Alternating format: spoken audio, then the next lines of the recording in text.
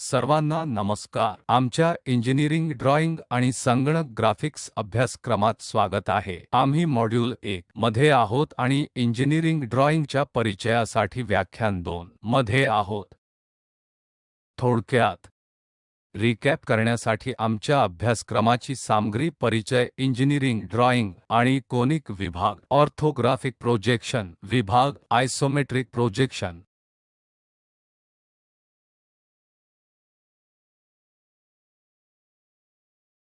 संगणक ग्राफिक्सचे विहंगावलोकन. या भागात आम्ही आणि एक डिझाइन प्रकल्प समाविष्ट करू. आमची मानक पाठ्यपुस्तके एन.डी. भट्ट द्वारे इंजिनिअरिंग ड्रॉइंग आणि ऑटोकॅडसह इंजिनिअरिंग ग्राफिक्स आहेत आणि जेव्हा आपण संगणक ग्राफिक्स बद्दल शिकत असतो तेव्हा आम्ही इंजिनिअरिंग रेखाचित्रांच्या पहिल्या भागाच्या परिचयात सॉलिड कार्य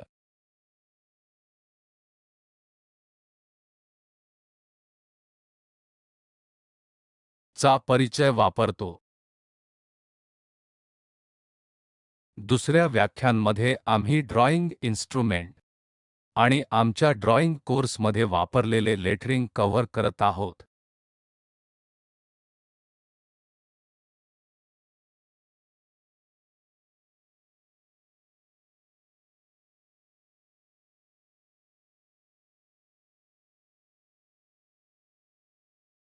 ड्रॉइंग शीट कव्हर करण्यासाठी ड्रॉइंग ड्राफ्टर किंवा टी स्क्वेअर,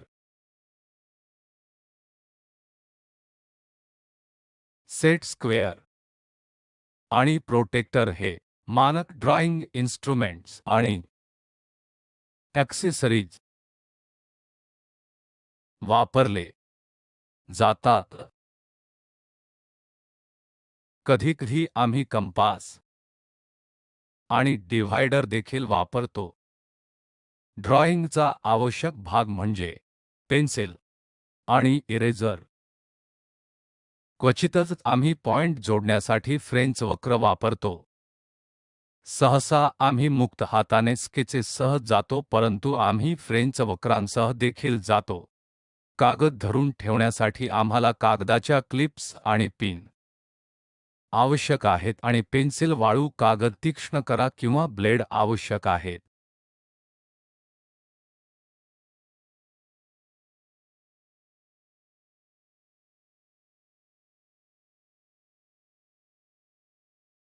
ड्रॉइंग इन्स्ट्रुमेंट्स आणि ॲक्सेसरीज मध्ये आवश्यक कंपोनंट म्हणजे ड्रॉइंग शीट वापरणे. म्हणून येथे आपण ड्रॉइंग शीट पाहू शकतो. टेम्पलेट ची ठराविक रुंदी आणि लेंथ आहे, ती खूप लेंथ आहे. आयताकृती पत्रक ड्रॉइंग पेपर. भारतीय मानक ब्युरो कोणत्याही रेखाचित्रासाठी शिफारस करतो. या ड्रॉइंग शीट्सचे वर्गीकरण वेगवेगळ्या फॉर्मॅटमध्ये करणे, जसे की नॉट, ज्याची लेंथ 1189 मिलीमीटर आणि रुंदी 849 मिलीमीटर आहे. सामान्यतः आम्ही क्षैतिज दिशा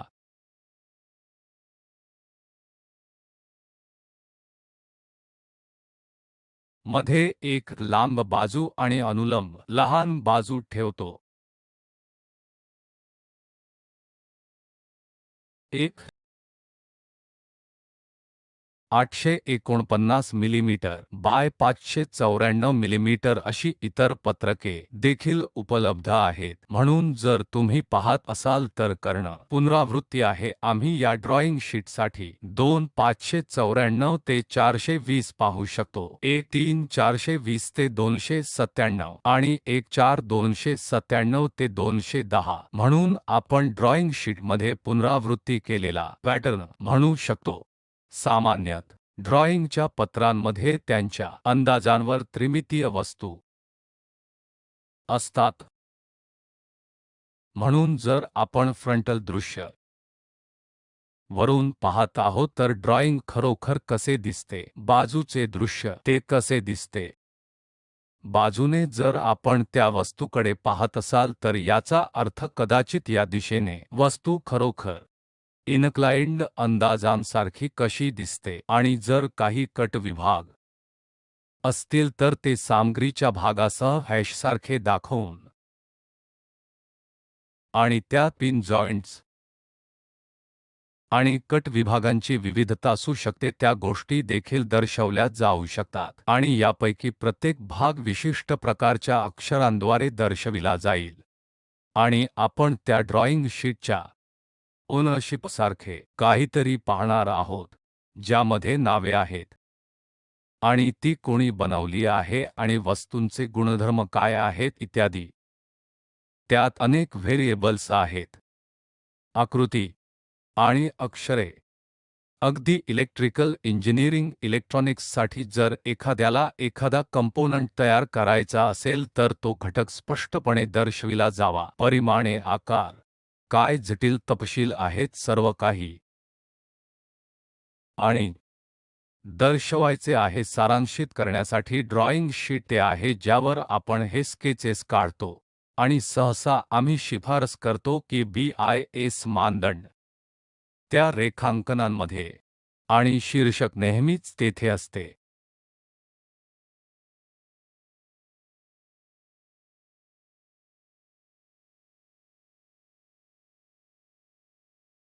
पिक्टोरियली चे प्रतिनिधित्व करण्यासाठी एक शोधलेला आकार 112314. आम्ही खूप लांब ड्रॉइंग शीटचे प्रतिनिधित्व केले आहे. त्यातील अर्धा भाग तुम्हाला देतो, त्या अर्ध्यामध्ये तुम्हाला 2 देते. पुढे 1 3 आणि 4 म्हणून 4 हे पत्रक आहे जे आपण पारंपारिकपणे उत्तरांच्या स्क्रिप्ट्स किंवा कदाचित मुद्रित करण्यासाठी वापरतो. आम्ही जे मानक पान वापरतो ते आहे हे 4 4 च्या संदर्भात 1 0 फार मोठे आहे.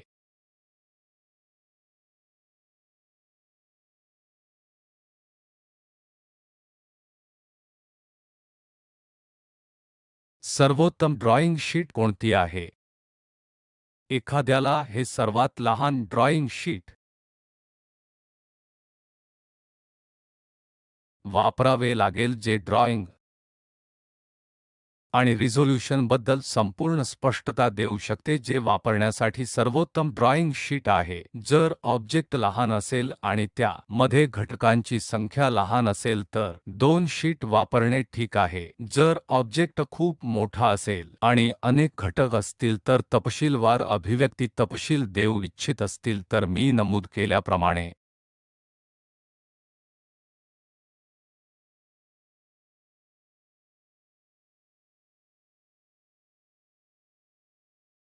आवश्यक नाही.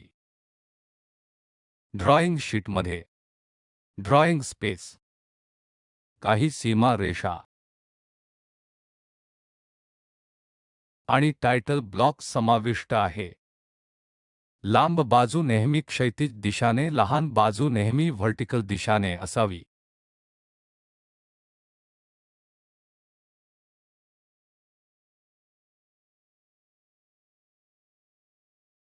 ड्रॉइंग शीट नंतर पुढील एक ड्रॉइंग शीट आहे. आम्हाला ड्रॉइंग बोर्ड आवश्यक आहे. येथे आम्ही ड्रॉइंग बोर्डचे विविध प्रकार दाखवले आहेत. शास्त्रीय एक लाकडी स्ट्रक्चर वापरत आहे, तर एक इन्क्लाइन्ड प्लेन ज्यावर एक ड्रॉइंग शीट आणि कप्पा, पेन, पेन्सिल आणि ड्रॉइंग उपकरणे यांसारखे राखीव ठेवण्यासाठी निश्चित करेल. तर हे ड्रॉइंग बोर्ड मेटॅलिक पृष्ठभाग आणि प्लास्टिकसह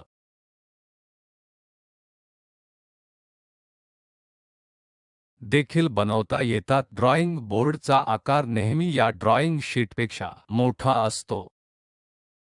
उदाहरणार्थ, जर आपण नॉट शीट वापरत असाल तर ड्रॉइंग बोर्डचा आकार 1500 मिमी बाय 1000 मिमी, रुंदी जाडी 25 मिलीमीटरपेक्षा मोठा असावा. जर कोणी 3 शीट वापरत असेल तर ड्रॉइंग बोर्ड आवश्यक आहे. D3 आकार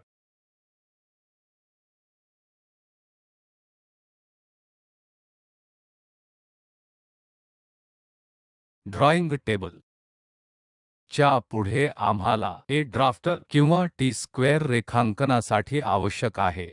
उदाहरणार्थ येथे मेकॅनिकल ड्राफ्टर दाखवला आहे. हा क्लॅम्प आहे ज्याद्वारे तुम्ही ड्रॉइंग बोर्ड स्क्रू करून ड्राफ्टर फिक्स कराल. अनस्क्रूइंग करून तो क्लॅम्प कनेक्ट करण्याच्या स्थितीत असेल आणि त्यात मेकॅनिकल बार्स आहेत ज्याद्वारे एक क्षैतिज आणि उभ्या दिशानिर्देश प्राप्त करण्याच्या स्थितीत असेल. म्हणून हे अनस्क्रूइंग करून हे मोजण्याचे स्केल फिरवले जाऊ शकते आणि कोणत्याही इन्क्लाइन दिशा देखील एकत्र केली जाऊ शकते. ड्राफ्टर चे उद्दिष्ट एक क्षैतिज लाईन त्या मसुदा टेबल किंवा ड्रॉइंग शीटच्या ओळीत काढणे आहे. या ड्राफ्टरचा वापर करून तुम्ही संपूर्ण व्हर्टिकल ड्रॉ काढू शकता. जिथे तुम्ही हलवाल हा ड्राफ्टर तो नेहमी फक्त क्षैतिज आणि व्हर्टिकल दिशा दाखवतो.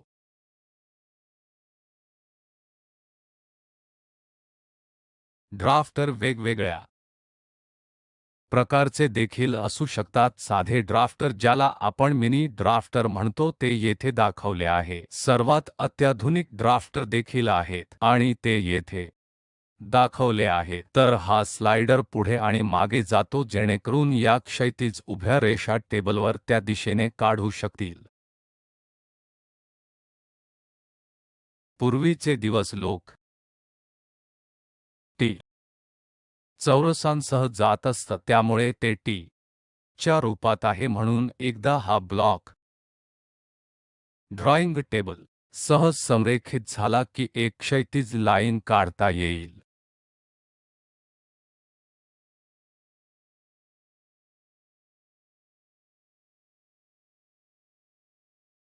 ड्राफ्टरसह इतर आवश्यक घटक चौरस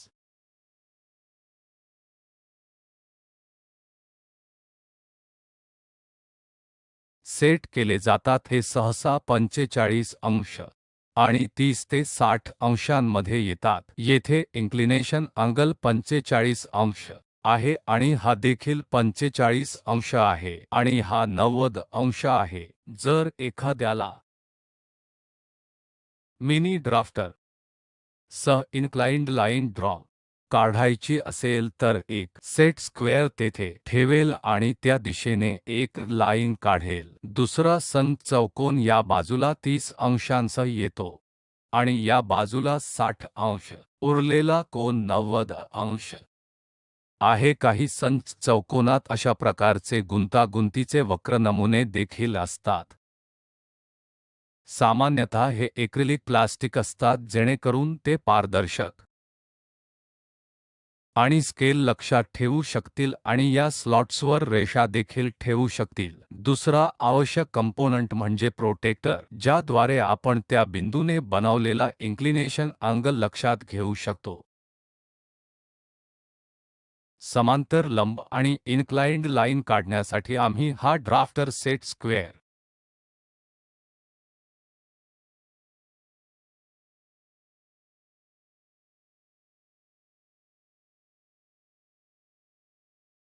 सोबत वापरतो. इतर ड्रॉइंग घटक कंपास आणि डिव्हायडर आहेत. मानक भौमितिक बॉक्समध्ये हा कंपास असतो ज्याद्वारे एखादी व्यक्ती ही वस्तू मध्यवर ठेवून आणि पेन्सिलने त्या स्लॉटमध्ये ठेवून एक परिपूर्ण वर्तुळ एक सर्कल ड्रॉ करू शकते. दुसरा विभाजक आहे. विभाजक वापरून एक लेंग्थ ट्रॅक आणि हस्तांतरित करू शकतो. उदाहरणार्थ 2 पॉइंट आहेत. ती लेंथ किती आहे हे थेट मोजण्याऐवजी आम्हाला त्यामध्ये अंतर स्थानांतरित करायचं आहे म्हणून आम्ही विभाजक वापरतो. त्याच ठिकाणी दुसरा पॉइंट वापरतो आणि ती लांबी स्थानांतरित करतो. पुढील उद्देशाने आम्ही सहसा डिव्हायडरसह जातो.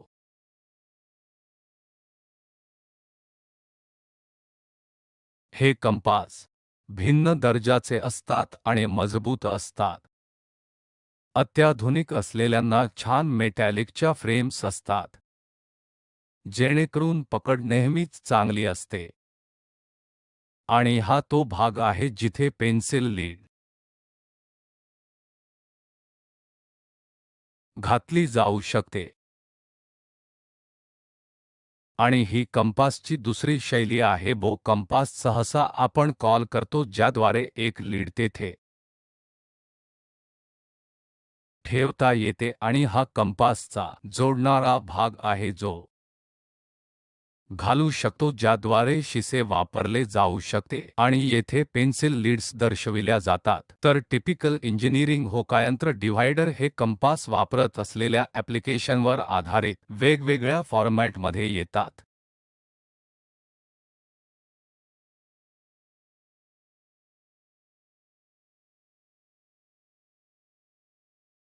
आता कोणत्याही रेखांकनासाठी मुख्य घटक म्हणजे पेन्सिल.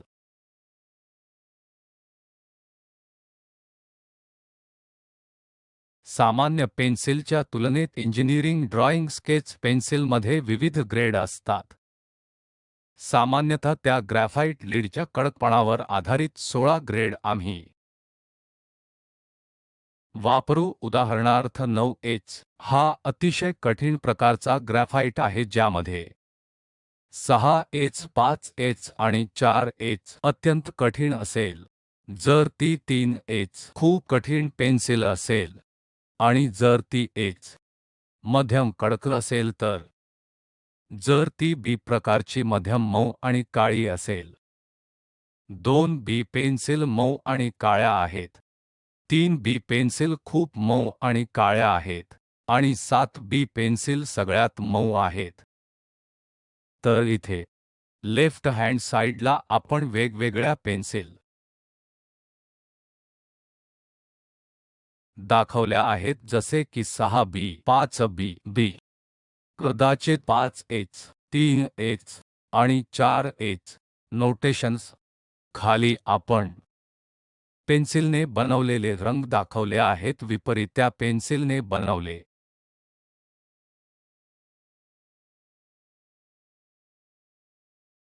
या कोर्ससाठी शिफारस केलेल्या पेन्सिल या पेन्सिलच्या 4 ग्रेड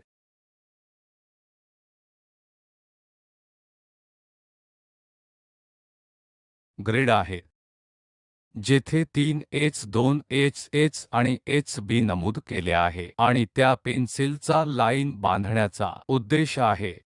कदाचित 2H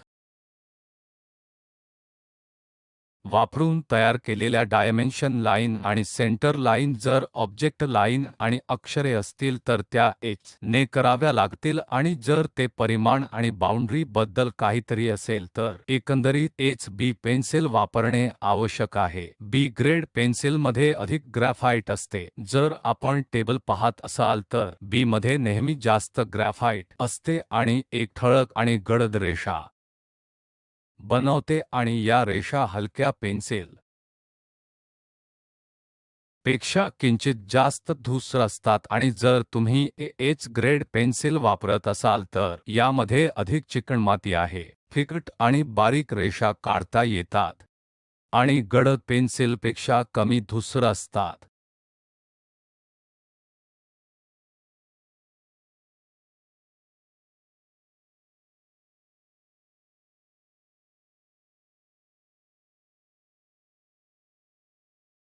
आता आपण फ्रेंच वक्र बद्दल शिकू. उदाहरणार्थ जर माझ्याकडे 3 डेटा पॉइंट्स असतील तर कोणी असे arbitrary free hand sketch draw करू शकतो किंवा कदाचित फ्रेंच वक्र वापरा जेणेकरून पॉइंट त्या वक्र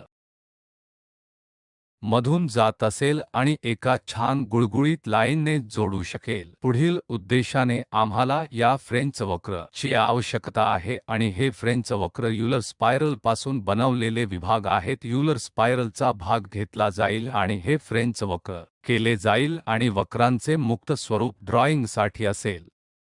उदाहरणार्थ एक गुळगुळीत वक्र नॉन कोलिनियर पॉइंट्समधून जात आहे। उदाहरणार्थ हा पॉइंट, हा पॉइंट, हा पॉइंट, हा रकाना कोलाइनर आहे, तथापि हे 3 पॉइंट नॉन कोलाइनर आहेत।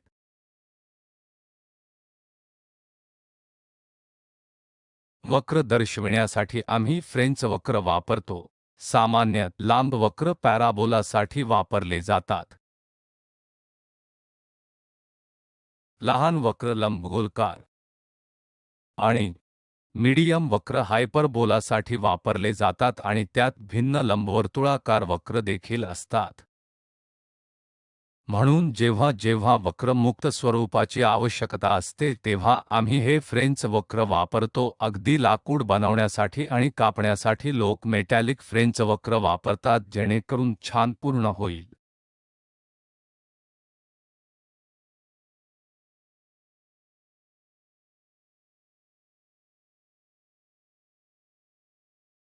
इतर ड्रॉइंग इन्स्ट्रुमेंट्स आणि ॲक्सेसरीज म्हणजे पेपर क्लिप आणि पिन। त्यामुळे जेव्हा जेव्हा आमच्याकडे ड्रॉइंग बोर्ड ठेवण्यासाठी असेल तेव्हा हा बोर्ड आहे, आम्हाला त्या ड्रॉइंग बोर्डवर ड्रॉइंग शीट धरायला आवडेल। हा पेपर आहे, तो ठेवण्यासाठी आम्ही ही क्लिप अरेंजमेंट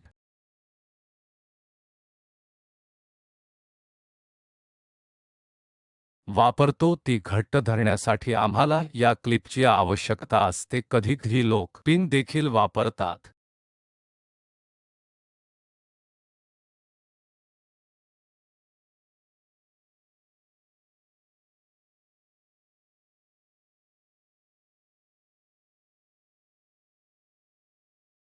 पेन्सिल धारदार करण्यासाठी कधीकधी आम्हाला सॅड पेपर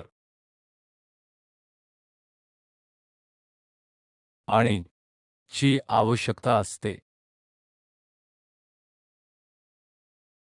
ते या सँड पेपरवर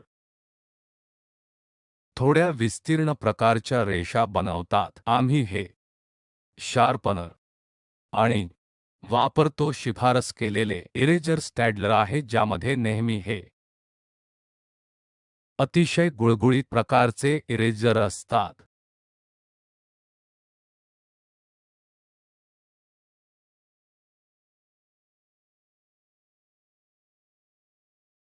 या अत्यावश्यक ड्रॉइंग साधनांनंतर board sheet, pencil sharpener, clip, compass, विभाजक आणि सेट स्क्वेअर नंतर अक्षरे कशी काढायची हा पहिला उद्देश आहे।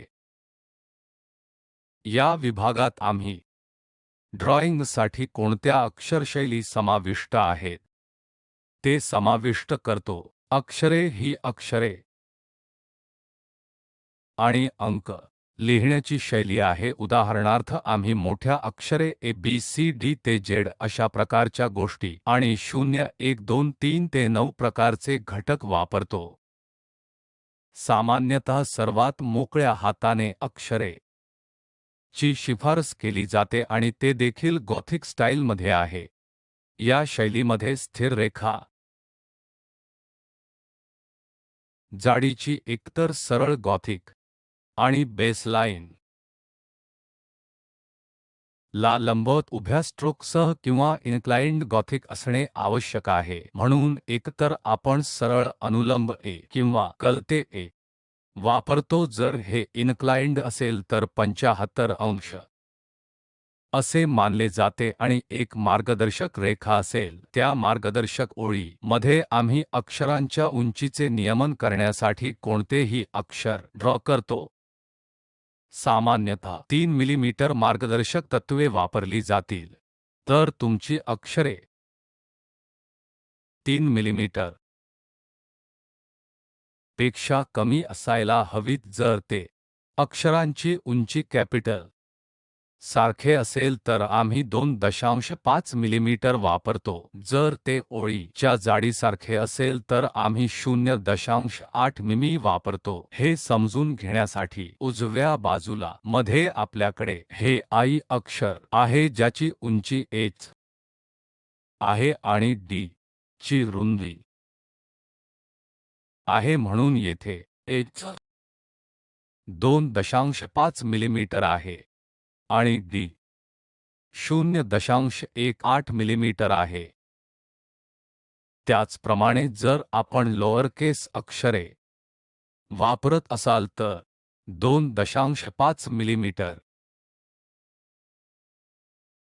किंवा त्या वर्णांमधील अंतरापेक्षा कमी वापरावे लागेल। उदाहरणार्थ हे वर्ण आणि ते वर्ण जे अंतर असले तरी 0.35 मिलीमीटर वापरावे लागेल। जर आपण 2.5 मिलीमीटर 0.18 मिलीमीटर जाडी म्हणून वापरत असाल तर अक्षर ते अक्षरांमधील अंतर 0.35 मिलीमीटर असावे। आणि इतर प्रकार आहेत जसे की बेस अक्षरांमधील किमान अंतर आणि शब्दांमधील किमान अंतर देखील नमूद केले आहे।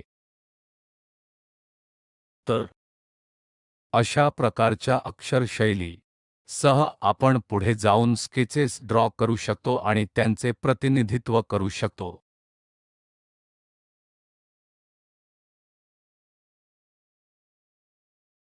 टिपिकल लेटरिंग स्टाईलमध्ये शीर्षक ब्लॉक्स साठी लिहिणे, उपशीर्षके, शीर्षके, नोट्स जसे की दंतकथा, वेळापत्रक, साहित्य सूची यांचा समावेश होतो। उदाहरणार्थ जर ते टायटल ब्लॉक असेल तर आम्ही 10 मिलीमीटर प्रकारची अक्षरे वापरतो। शीर्षक रेखाचित्रे आम्ही 6 मिलीमीटर प्रकारची गोष्टी वापरतो। कोणतीही उपशीर्षके आम्ही 3 मिलीमीटर वापरतो आणि कोणतीही सहनशीलता वापरतो आणि याप्रमाणे 2 मिलीमीटरच्या संदर्भात दर्शवतो।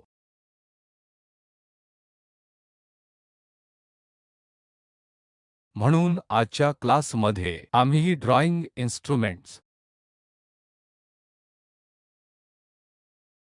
आणि लेटरिंग या ड्रॉइंग्सचा समावेश केला आहे। पुढील क्लासमध्ये आपण ड्रॉइंग